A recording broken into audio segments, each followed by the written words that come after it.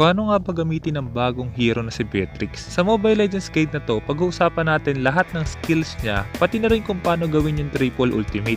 Kasama na rin dito lahat ng tama at maling desisyon na ginawa ko. Okay, let's go!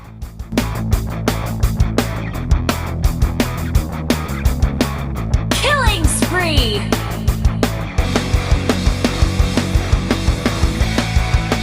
You have slain an enemy! Rocket launcher. Wait a minute.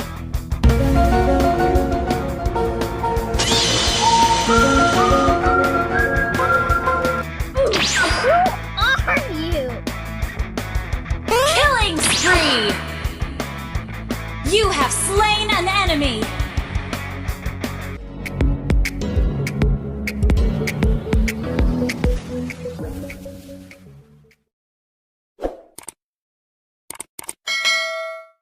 Sa laro na to, Jungle Beatrix yung gagamitin natin.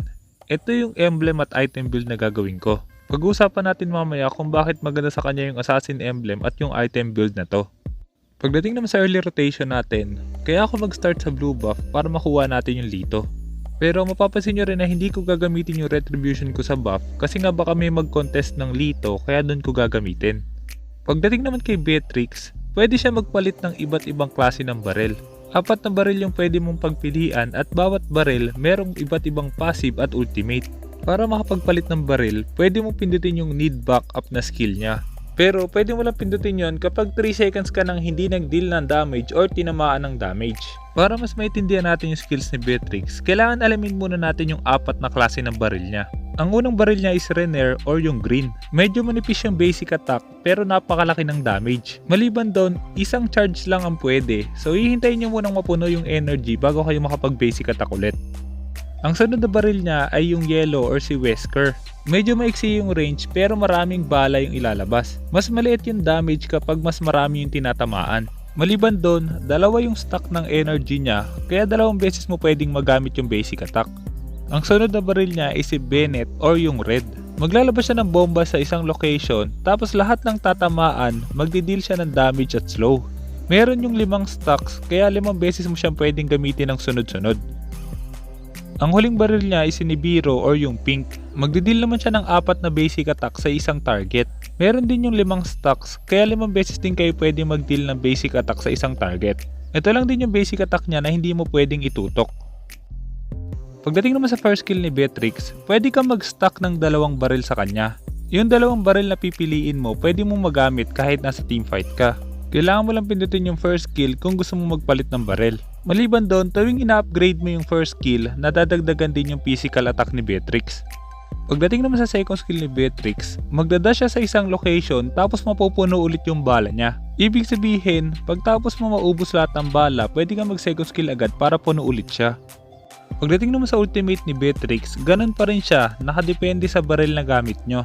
Para mas madali natin makabisado yung mga ultimate niya, halos pareho lang din ang passive ng mga basic attack. Ang green, long range na burst damage.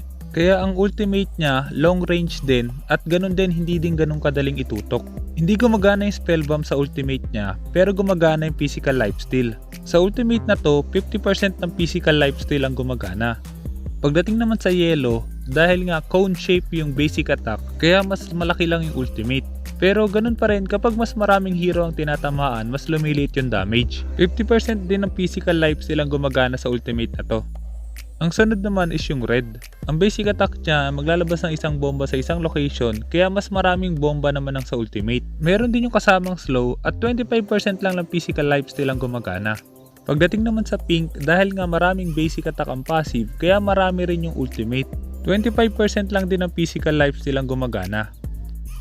Pagdating naman sa paggamit kay Beatrix, kailangan lang natin pumili ng 2 baril depende sa playstyle natin. Pagdating sa early game, tingin ko maganda yung yellow at green. Dahil nga sa laki ng damage nun sa early game, kaya mas madali nating mababurst yung kalaban. Ang problema nga lang sa green na passive, napakahirap niyang itutok.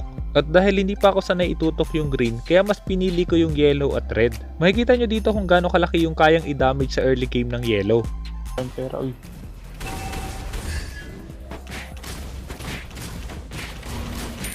Agis mo, Lodi.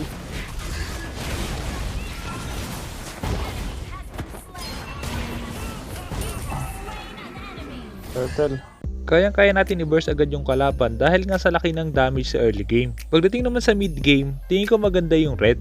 Dahil nga mas marami na tayong teamfight na pupuntahan, kaya maganda yung damage na kayang ibigay ng red. Pagdating naman sa late game, maganda yung pink dahil nga mabilis yung basic attack nun, kaya kung tatagal yung laban at kailangan natin makipagsabayan, maganda yung pink. Yun din yung dahilan kung bakit tayo magdi-Demon Hunter Sword pag malapit na mag late game. Maliban doon, isa sa magiging problema mo kapag pinili mo yung yellow sa late game, dahil nga marksman pa rin si Beatrix, hindi ka dapat masyadong lumalapit sa kalaban. Kapag nahuli si Beatrix ng kalaban, possible na ma-burst agad kayo. Pagdating naman sa triple ultimate ni Beatrix, hindi siya ganun kahirap gawin. Kailangan mo lang tandaan, bago pa tumama yung unang ultimate na ginamit mo, mapindot mo na agad yung need backup. Para makapagpalit ka ng baril, magamit mo yung sunod na ulti, tapos first kill, tapos ultimate ulit. Para mas madali natin maintindihan, papakita natin ng mabagal. Ultimate plus need backup.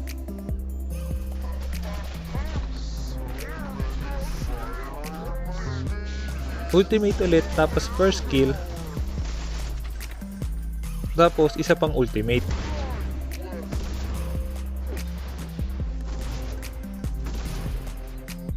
Hindi pa ako sanay gamitin yung combo na yun, kaya hindi ko magagawa sa laro na to. Pagdating naman sa item build, isa sa mga kailangan mo tandaan kapag gumagamit ng Beatrix, gumagana yung mga item effects sa basic attack niya. At dahil more on burst damage tayo, kaya maganda yung BOD. Windtalker naman para sa additional movement speed at burst, at Demon Hunter Sword para sa late game. Yung huling item pwede nyo palitan depende sa sitwasyon. Kung sakali namang side lane Beatrix yung gagawin nyo, tatanggalin nyo lang yung jungle item at yung huling item pwede kayo mag-build ng kahit ano.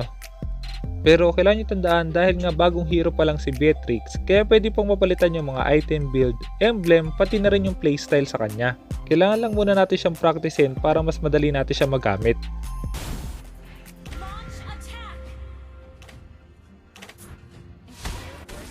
First kill na to.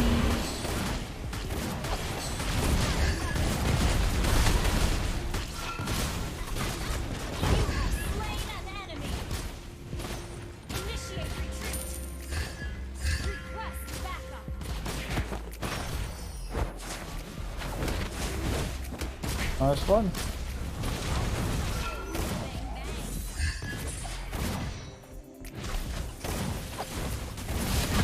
Hindi ako nakapag-ulti.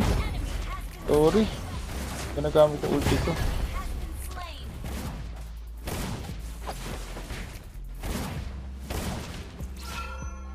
Your team destroyed a turret.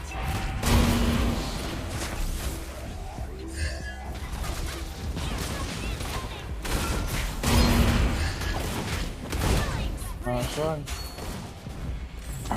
Isa bang kailangan tandaan kapag gumagamit kayo ng Beatrix, tuwing nagre-reload yung basic attack nyo, tsaka kayo magpalit ng baril or mag-dash. Maganda yun para kahit papano nagkakaroon kayo ng panibagong ultimate. Kung sakali namang cooldown yung ultimate nyo at papasok kayo sa isang teamfight, pwede nyo palitan muna yung mga baril nyo para magamit nyo pa rin yung ultimate nyo. Turtle, go ahead.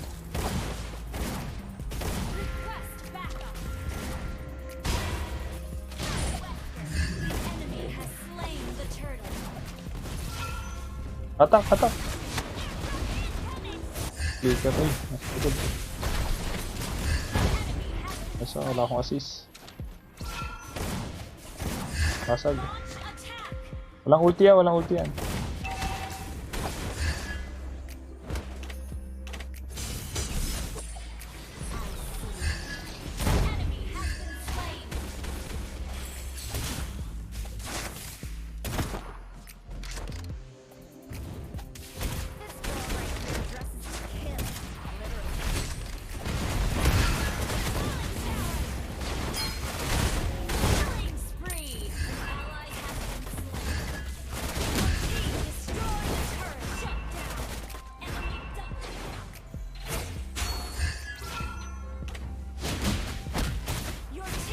Patay agad ako. Sakit. Isa pa sa magiging problema natin kapag gumagamit tayo ng Beatrix is yung pagpapalit natin ng baril. Makikita nyo dito kapag mali yung baril na gamit nyo or napili nyo, mas mahirap kayo sumabak sa teamfight.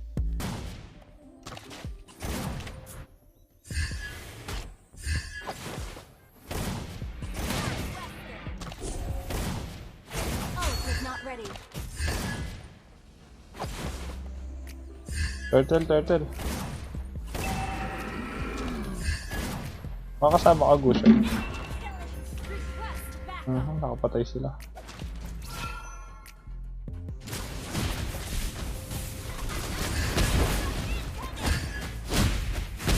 Doon ako nalungkot. Naipit kami ng akay.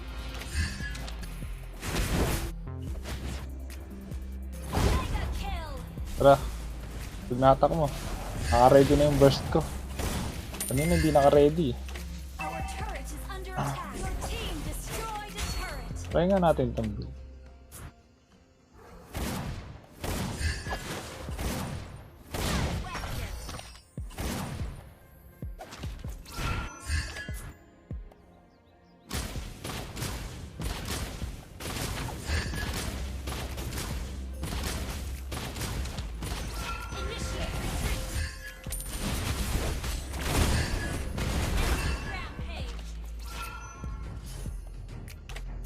Ang malapitan lang talaga yung shotgun.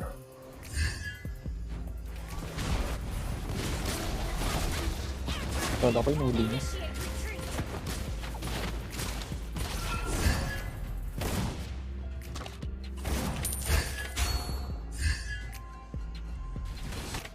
Nasa top.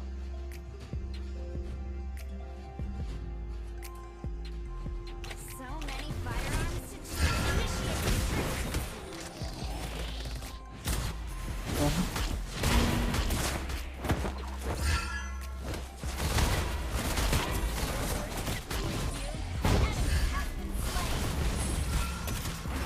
At di ako nagpalit.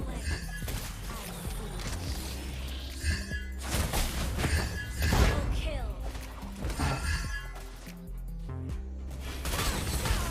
Shut down.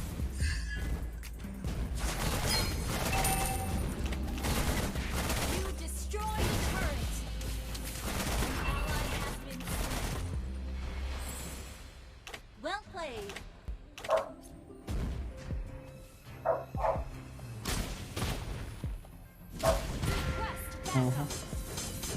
Uy, grabe naman yung lance.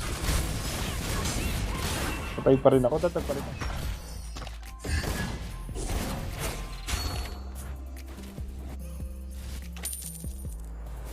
Tara, Lord tayo. Ayun na. The Lord. Okay. Uy.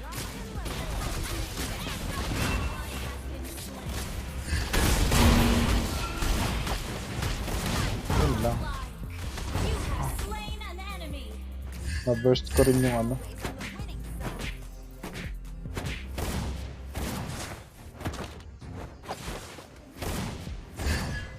Attack the Lord. Initiate retreat. Ayaw mag-load eh. Attack the Lord. Attack the Lord. Wala tayo kasama eh. Ayaw nila eh. Dalawa lang tayo mag-load. Generation ahead of you.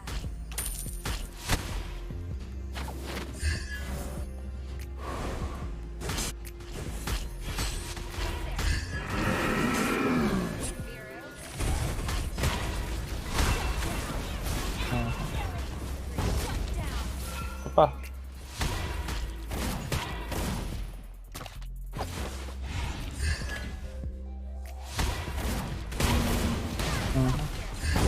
Nice one. Ayaw na mag-load eh. Attack the Lord. Attack the Lord. Our turret is under attack.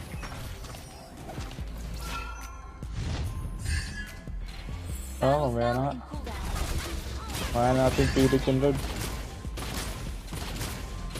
Ayaw nila mag-load eh.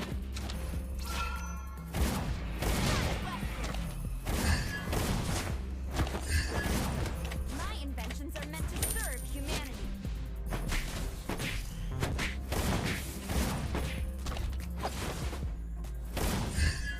Wesker.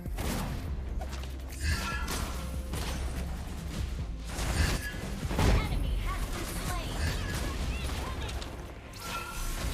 Nice one. Slain an enemy. One. Patay rin yan. Uy, palayo. Sayang.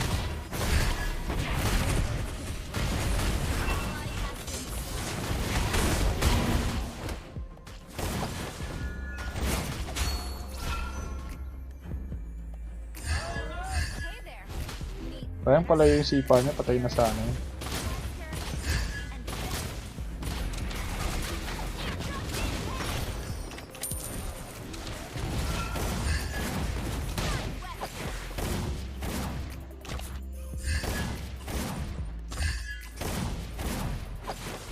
Ayaw na mag-load. Attack the Lord. Load tayo, Lodi. Pag tumagal to, yari tayo kaya no. Battle spell ready. Good game. Walang mana yan, walang mana. I'll take the orange buff.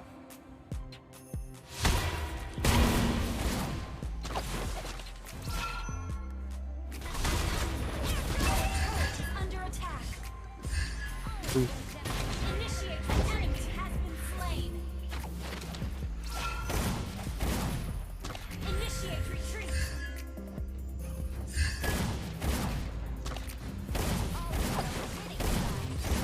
Makagaw ko. Ay, walang lance, so sayang.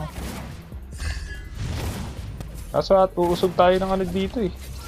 Iusog tayo ng akay. Wala, ayaw sila tumulong. Huwag natin pilit. Well played. Iusog ako ng akay eh.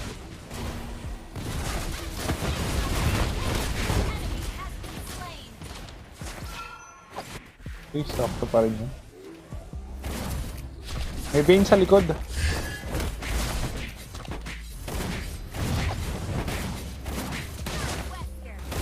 Ally has been slain.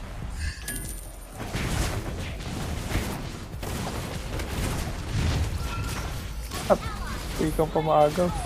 Patay pa rin ako. Killing spree.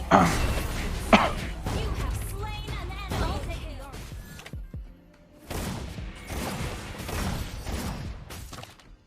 Ally has been slain. We're ahead turret.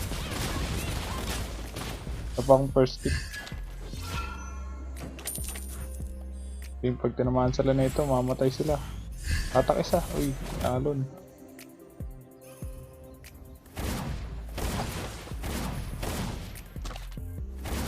If shield bursts break here, what's going on? Nice one. Slain. Masakit na to. Ult is ready. Tara. Initiate. Atak, atak, atak. Tara, tara, tara. Yan na. Nice one. Enemy has been slain. Uy, ay bumasag. Destroy the turret.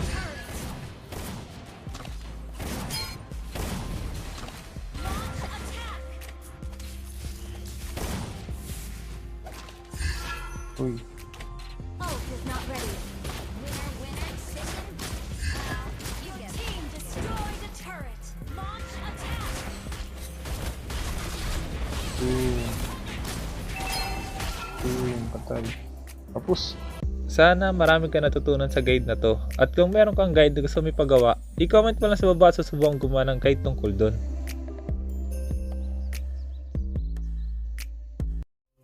Kaya kung hindi ka pa nakasubscribe, hit mo na yung subscribe pati yung notification bell. Basta lagi mo lang tatandaan, kung gusto mo mag-improve, just master the basics. I'm out.